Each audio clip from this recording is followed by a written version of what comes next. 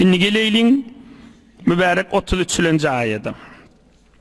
Her gaysının içinde manaları, tefsirleri Allah köklüdüğünün büyüyece şeytik gitmek qağı. Ve ayetul lehumul ardul meyte. Allah Zülcelal diyar. İnsanlara olukan Hudayın kudretinin alamatıdır. Ölü yer zemin, ölü yer yağın yağıya. Huday Teala ayetiye ahyaynaha ve ahracna minha habban feminhu ya'kulun. Tomsun içinde tozuyup batan yer, güyüz geliyor, kış geliyor, ekrançılık boluyor ya yağıllar yağıya, yaşıllaptı. Yolu gördünüz. Saksı olunuz görüyorsunuz, yaşıllap durandır. Huday Teala ayetiye o şondan däneler çıkardım, o şu däneleri iyi yerler diye. Huday Teala ekrançılığımız, saklık bilen hemmemize, ilgun vatanımız Müslümanlara nasip etsin inşallah. Dänelerden iyi yerler deyiptir. Ola konşu zamanında iyileyen dänede arfı buğdayda. Büyük ulamalar şu mübarek ayetin tefsirini çörege hormat koymanı vurrun etiptirler. Nan, çörek, hobuz. Büyük ulamalar şu mübarek ayetin tefsirini çörege hormat koymadan vurrun etiptirler. Türkmen saçak defeleme değil mi? Saçak defeleme deydiği saçak deyip Türkmen çörek doluğluda da saçak diyorlar. Bir neçe yerde saçak defelemelerliye dehretli adam ayak saçağı degenime ne istap bolup görmez. Saçak defelemelerliği çörek doluğluğu. Türkmen çörek doluğlu olsa saçak diye şuna. Kadim Hamir camın içinde şu mahalle badır bir neçe çörek salınyan qap bolya çörek doluğlu saçak ba. Şonu defeleme deydi. Şu mübarek ayetin tefsirini ulamalar gurrun etiptirler. Çöreği horlayan adam çöreği hor olur deyip.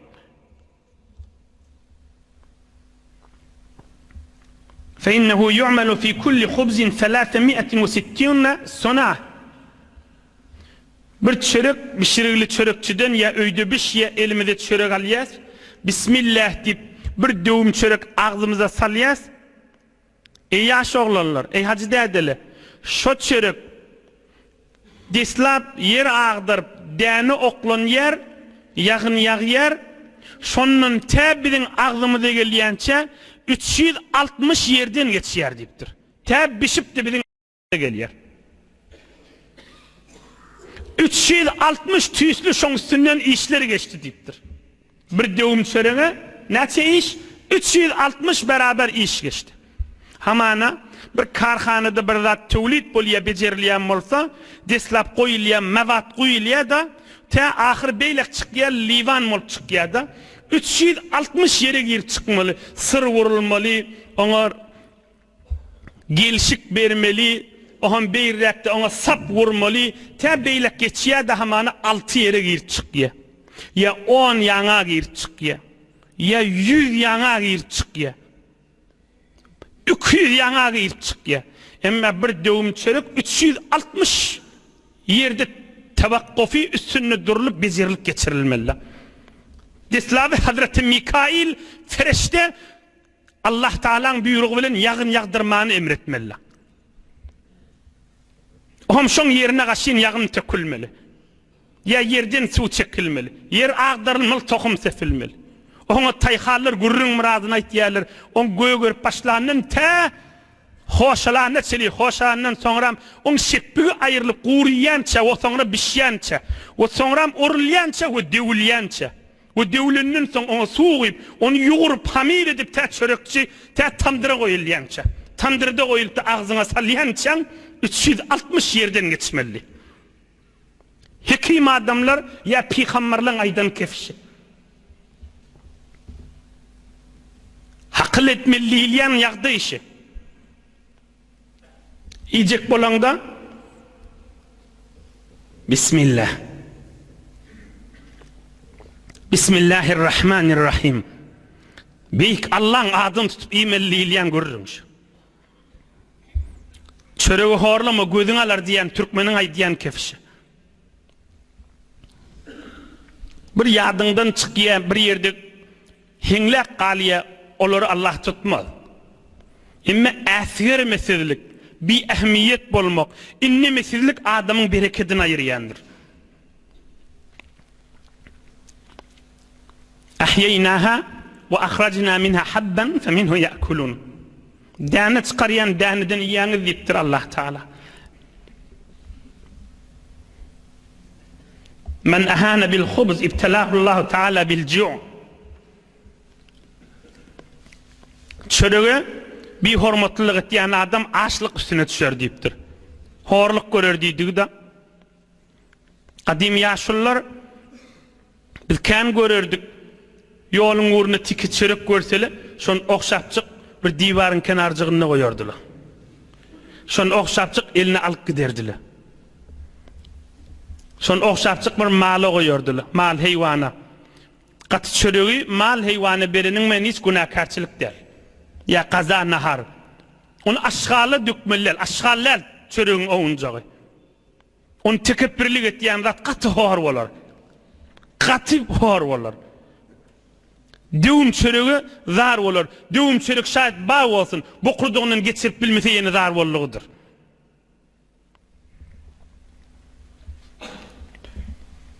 Nıgmatın kadrini bilmek, ey cemaatler, dirman Allah'ın kelamının manasını ve tefsirini ve şun içinde büyük ulamaların aydın keplerini gönönüp eşittiğiniz mana görürünler bular. Bular öyde ilgun oğlunun şok çağılar bile doğanlar nasıl bilen eşitip be şeylim behmunu versene sen nipte oğlunun şok doğanların nasıl terbiyette aydılmalı zatlar da sadakalarda, toylarda, tuğlar var da, birinci tuğlar var da, kazalar var da ehemmiyet vermek, sen onu etsen gelişmede de sadakan iyesini aytmak, şu dışına aşağılı dökülamasın, hiy olmasa yığınapçık malgara verdiğimel. Bir hormatlık bolamın, ay bolordu deyip dökük koyver ama, Hudayın kaharına düşama diymel. Nıgmatı horlama diymel.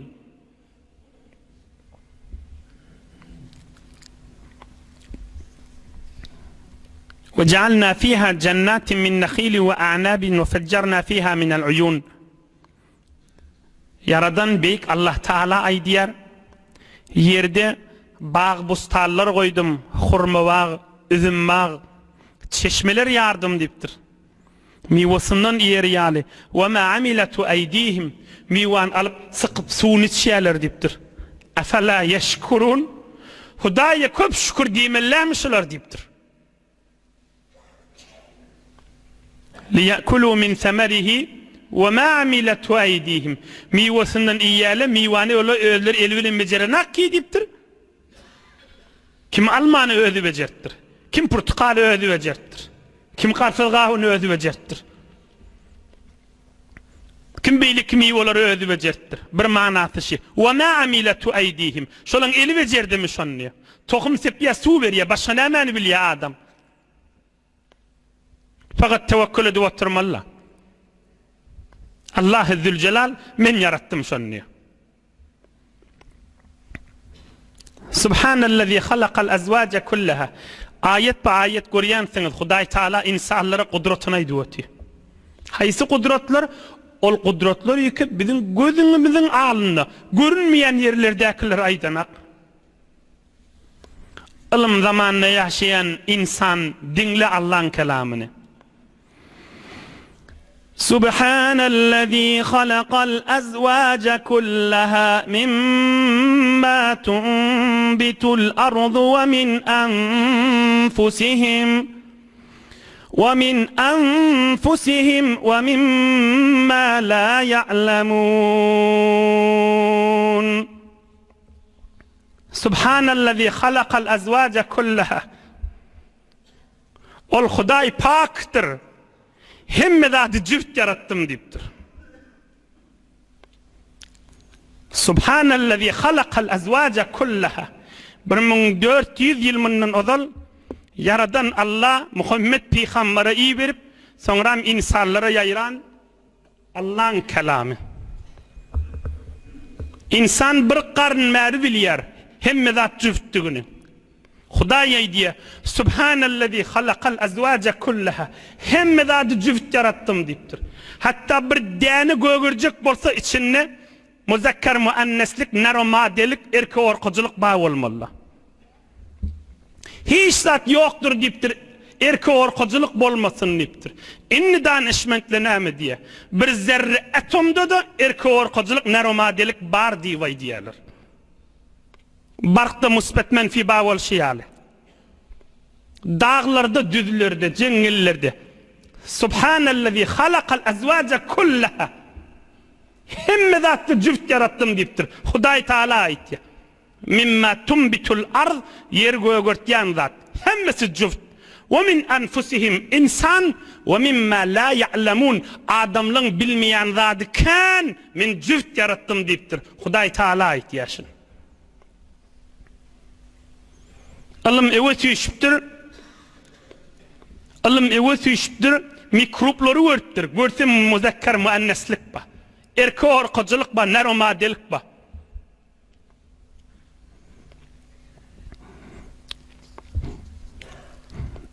Yine bir Hudaý Taala aýatyny diýer.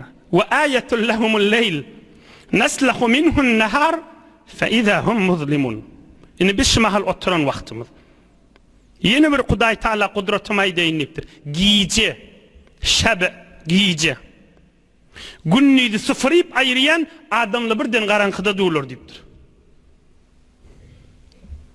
Naslahu diýdiginiň manasy goýunyň damagyny çalaňda dersin soýup almaýanmy?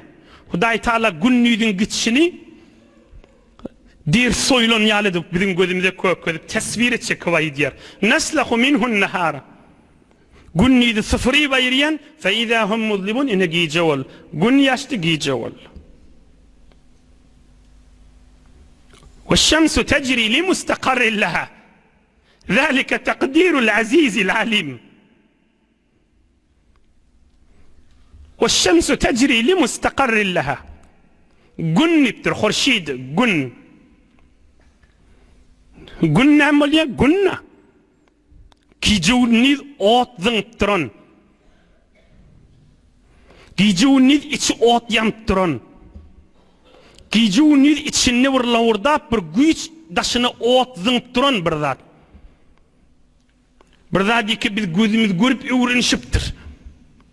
Yerden toğuluk yerden niçe esti olukanda. Her ot zyňanna 1 milyon kilometre ot düşýän bolmaly.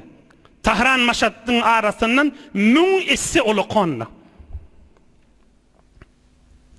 Ey ýaş oglanlar, ey hacdadeler, deryada bazat näme? Derya ulukan suda.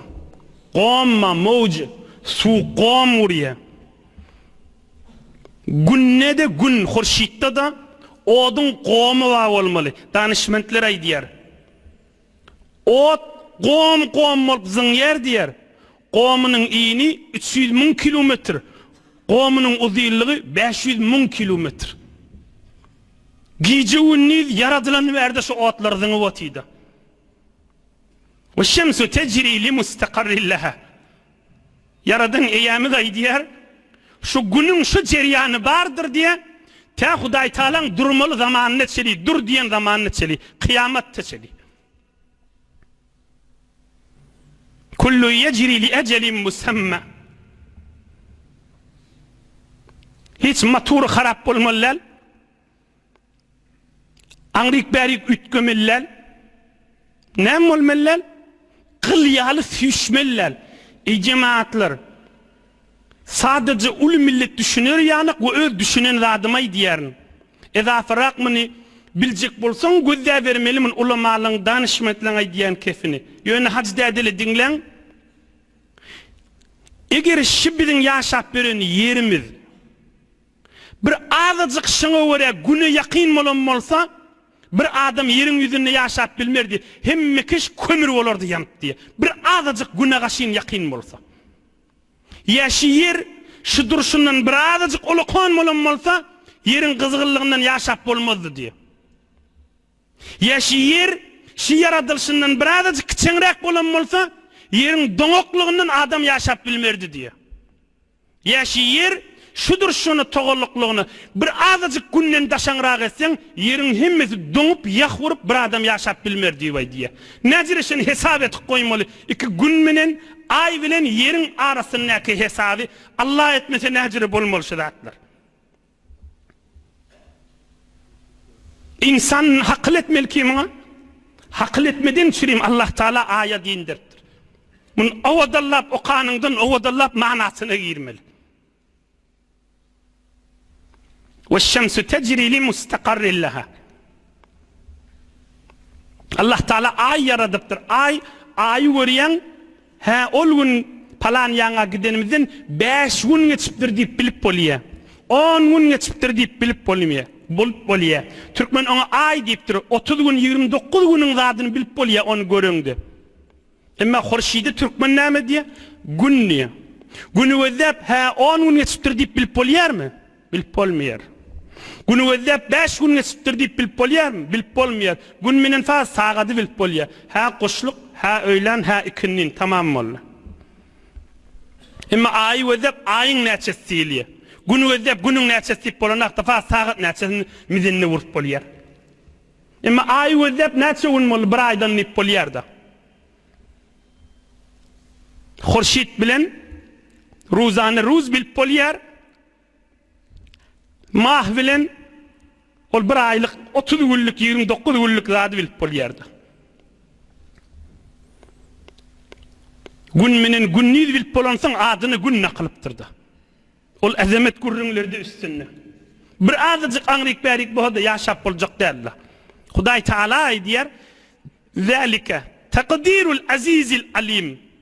Ilmli we uly bolan Allah'ın hesabı goýan zadydyr şu diýdi. Zalika taqdirul azizil alim. Uly we ilmli bolan Allah'ın miqdar goýup yaradan zady şu diýdi. Gün içilmeden lavurdap yanıp durmalı, gece gündüzde ot zınıp durmalı. Şu lavur dip mıdan da ot zınıp durmalı. Fakat insanı günü şehadde tanıya, başka ne maysa danışmentler de fakat mizinni ve naytiya, yakinni var poliyamın. Ne maysa mizinni ve naytiyalerde. Yakinni var poliyamın. Ne maysa mizinni ve naytiyalerde. Yakinni var poliyamın. Fakat mizinni ve hadisiyat ve naytiyalar. Mizinni uriyat, keşon zabaneye ateşi 1 milyon kilometre diýýärdi ýerde. Näjere var on mitrlejek ol zınan oduny ýoksa. Hudaý Taala aýdýar: "Zalika taqdirul azizil alim." Beýik Allah ilmli we uly bolan Hudaýyň denişi diýär. "Wal qamara qaddarnahu manazila hatta aada kal urjunil qadim." Aýdy men yaratdym diýipdir Hudaý Taala. Özüne de menzil jaýlar goýdum diýipdir. Günne jaýy ütgeýär diýipdir.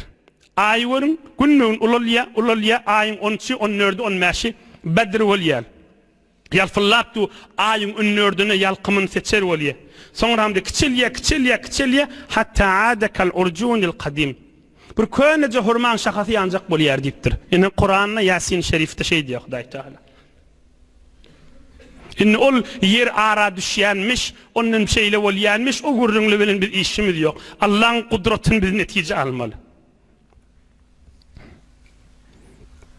La şemsu yenbagî leha en tudrikal qamara ve lel-leylu sâbiqun nehâr ve kullun fî felekî yesbahun. Gün hiç wagt aýa ýetip bilmez diýipdir. Günüň mesiriniň gatanraklygy we aýyň ýuwaşlygy bilen we her gaýsynyň madarynyň fark etişi bilen. La şemsu yenbagî leha en tudrikal qamara. Gün hiç wagt aýa ýetip bilmez diýipdir Hudaý Taala. Her gaýsynyň madar fark etýär. We aýy seyrinin qatanraklığından çürüm. O başka da ulamalar mana etýär. Welel-leylu sâbiqun nehâr. Gece günnüde gaşyn öwe geçip bilmez diýipdir. Günnüde gece gaşyn şeýle. Şu mahal gelakını gün ödü gelakını gününü yetip bilmez bize gaşinliptir. Ta vakt gelmeli. Hadir giyce öz dövrünü geçirmeli. Hesap olmalı o ham gününü gelmeli. Giyce de şeyle. Gününü gel yerde bir bername bilindir o giyce bolamar diptir. Öz vakti hesap bilin ta giyce gelmeli. Eşşemsu vel kamaru bi husban. Ve kullun fi felaki yesbahun. Şılan hemmesi yer, ay, yıldız, merrih, her gaysi olsun. Asmanına şenaverdirli, yüzüm vuruş kesbirindirli asmanına diptir. Fezan nevertlerin alan akslerini özden, asmanına hemmesi yüzüm vuruş kesbedi. Suğun içinde bir adam yüzüm vuruşiyalı, suğun içinde balık yüzüm vuruşiyalı, şenaver vuruşiyalı. Allah-u Zülcelal'la diyer. Ve kullun fi felekin yesbahun. Ay, gün, yıldız, hemmesi asmanını yüzüm vurup gelip birindirciktir. Yine Huday Teala bir ayetine ihtiyarşının aydin ham tamam edin. Ve ayetun lehum enne hamalna zürriyetehum fil fulkin meşhun. Adamları ulukan alamattır diptir. Bir keşti, ulukan kayak keşti, yükü bilen bile anrik geçip bir yer diptir. Suğun sünnen yörep. Ve halakna lehum min mislihi ma yerkabun. Ve şon yanık başıda minerli yanıklat yarattım. Ve in neşe nuğriquhum fela sariha lehum ve lahum yunkadun. Allah Teala aydiye. Eğer men emrim yürüyüp de şu keşti qark bolsa, suya çümmeli olsa bir adam dadını yetişip bilmez diye. Tuli tarihte gözlek görün, teş mahalet şeli. Ne kadar keştiyle qark bollu, insan in kadar radarlı bilen dadını yetişip bilmiş olun. Oluyundan mark billi mi diysene neçe vakti şeli. Tafıp billi mi diysene. Ve inne şe'nuriquhum qark ederin diptir. Fela sariha lehum. İçini kıyırışıp duranlarla bir adam dadını yetişip bilmez diptir. Ve lahum yunkadun, hiç kim şoları necat da verip bilmez diptir. Niçe zatlar, niçe ilminden odal gitti. Dünya boyunca alem cahan, hadir on yere kaçallığın bilen hak. Hadir yirdidiğin bilen hak insan. Ve inne şe'nuriquhum fela sariha lehum ve lahum yunkadun. İlla rahmeten minna ve meta'an ilahin. Min keştiye minenler bilyen olmalı. Keşti orandan sonra deryan ortasına çuңur yerlerine barandan sonra yıl ösüverini ey can Huday özün anırsına yetirmesin zada dayanarık yok didiriyen olmalı. Mudam deryana vert kapitallarda kursokları horsu veriyen olmalı. Horsullu vuru veriyen olmalı yüreklerini. Allah-u Zülcelal'e imanı olsa Bismillahi mecraha ve mursaha dimel veliye. Durması ve gitmesi Allah'ın emri bilinir deyip. Deryan içinde keşti yürümeyen yeri var, dursa ne edecek? Uğrumanı deryan içindeki kuyun bir soru varsa ne edecek? Olu kon keştiğini. İnsan bilmeyen galiye, dağıtmayan galiye. Ne kadar fezanı verdiler? Fezan içinde güççüye, berde radar bilen, televizyonun gözlep dururlar, fakat gözün yim galiye, dağıtmayan galiyeler. Bargın sureti bilen güççüye eser galmaya. Nemen alamatı bilir? Huday Teala ayet insan Allah'ın beraberine zayıflığına gidiyor. Tike tike ayet be ayet Huday Teala kudretine gidiyor. Yasin Şerif'in gurrunlarından şılar. Tike tike ayet be ayet Allah kudretinden gidiyor. İlla rahmeten minna ve meta'an ilahin. Huday ayet yaşa keşti ahirine yetecek olsa min rahmetim menen yetmeli yaşa. İnsan hesap bilen oğruya, o özünün güçsüzlüğü bilen. Ama Hudaya gemen rahmetim bilen gitti. O beriyen hesabı da Hudaya'nın rahmeti da. Ama o hesap tükünse, makam içinde oturan bir adam olanı bilen, ya hevri makam keşti olanı bilen, Titanic keşti yali, ya havriya devlaya da. Ama mihlerini, tüylerini, pişlerin qaymağlın maptır deyip insan fakir şey diye ya da. Fela sariha lahum ve la hum yunqadun. Hiç kim yetip bilmer dadını diptir. İnsan ecidir diptir. Yine Huday Teala kudret ayetlerinde özünün kudretini aytti. İnşallah inniki hefte esasen dersini ve hem iyilike mübarek ayetleri hizmetinize yetirir.